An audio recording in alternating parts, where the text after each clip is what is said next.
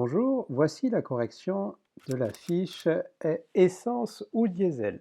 Alors, en plus de lire les informations ici dans le tableau et de repérer les bonnes informations à utiliser, je vais vous donner ici directement la solution en vous mettant l'idée principale. Il y avait peut-être d'autres façons d'aborder le problème ou d'autres façons de présenter la solution. Alors, l'idée ici, que je vais utiliser, c'est d'écrire une expression pour calculer le coût total de chaque voiture en fonction du nombre de kilomètres parcourus. Alors, c'est-à-dire, prenons le modèle essence. La consommation du modèle essence, c'est de 5,5 litres pour 100 km. Cherchons la consommation pour 1 km. Alors, si on a pour 100 km, pour 1 km, on va diviser par 100. Et ce qui va nous donner donc 0,055 litres pour 1 km. Vu que le prix de l'essence est de 1,390 € le litre, on va tout simplement multiplier la consommation ici pour 1 km, ce 0,055 litres, pour avoir le prix à chaque kilomètre parcouru en essence. Alors donc pour 1 km, le prix de l'essence samplon 98 consommé est donc de 0,055 fois 1,390, ce qui nous donne 0,07 645 €. Alors, il ne faut pas être effrayé ici par les chiffres, hein, ici ils sont très petits, mais quand on va multiplier par un grand nombre de kilomètres, on va voir que ça va nous donner des nombres d'euros un peu plus grands.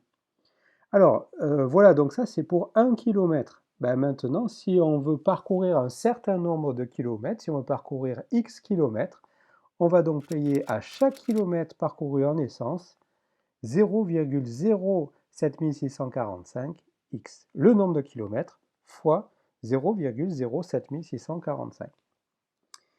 Et donc, si on veut avoir le coût total à ce qu'on a payé en essence pour chaque kilomètre, il va falloir ajouter le prix de départ de la voiture qui était de 12 820 €.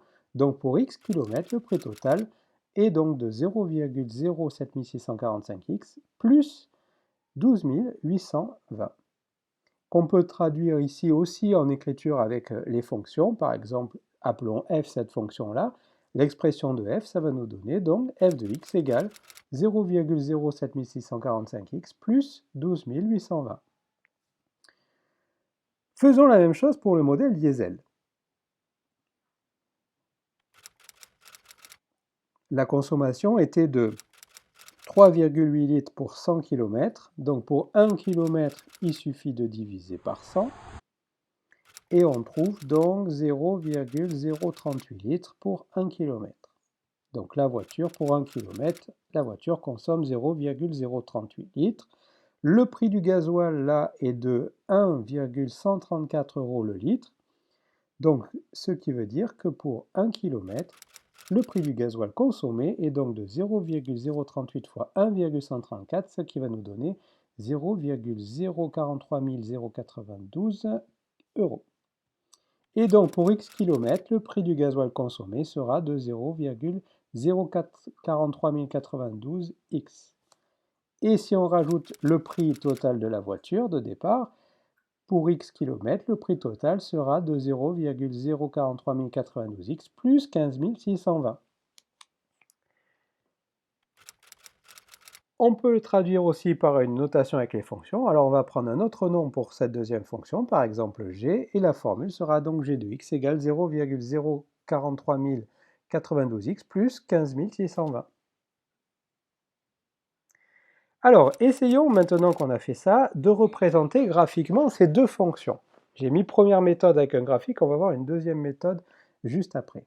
Alors, pour représenter ces deux fonctions dans un repère, il va nous falloir 2 points pour chaque droite, puisque ce sont des fonctions affines toutes les deux. Et donc, faisons un petit tableau avec une ligne avec x, une ligne avec f de x, et calculons les images pour avoir 2 points, par exemple de 0 et de 50 000. L'image de 0 par la fonction f, c'est 12 820. L'image de 50 000, c'est 16 642,5. Et faisons la même chose avec la fonction g. Bien sûr, on peut prendre un autre nombre que 50 000. Hein. On aurait pu prendre 100 000. Mais en tout cas, si vous faites des essais, vous verrez vite qu'il faut prendre un grand nombre de kilomètres pour s'approcher de la réponse. Quand est-ce qu'il va y avoir une voiture qui va revenir moins chère que l'autre?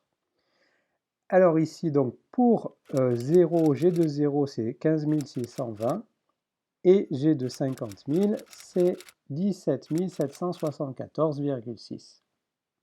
Alors, construisons un repère avec le nombre de kilomètres en abscisse et le coût total en ordonnée. Alors ici, j'ai pris comme échelle un carreau pour 10 000 km en abscisse et un carreau pour 2 000 € en ordonnée.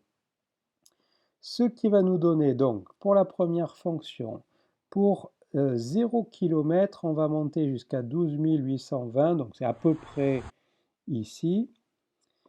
Et pour 50 000 km, on va monter jusqu'à 16 642,5, c'est à peu près ici. Construisons ici notre droite de la fonction affine ici, qui représente la première voiture, la voiture essence. Pour la deuxième fonction, ici, pour 0, on a 15 620, donc c'est à peu près ici, et pour 50 000, 17 774,6, à peu près ici, ce qui nous donne cette droite en vert pour la voiture diesel. On remarque que c'est la voiture essence qui est la moins chère au début, jusqu'à peu près ici, c'est-à-dire on lit à peu près ici 80 000, un peu plus de 80 000 km. Et après, à partir de 80 000 km, c'est la voiture diesel qui est la moins chère, qui est en dessous. Donc voilà la conclusion ici par lecture graphique. Entre 0 et 80 000 km environ, il vaut mieux acheter la voiture essence et à partir de 80 000 km, il vaut mieux acheter la voiture diesel.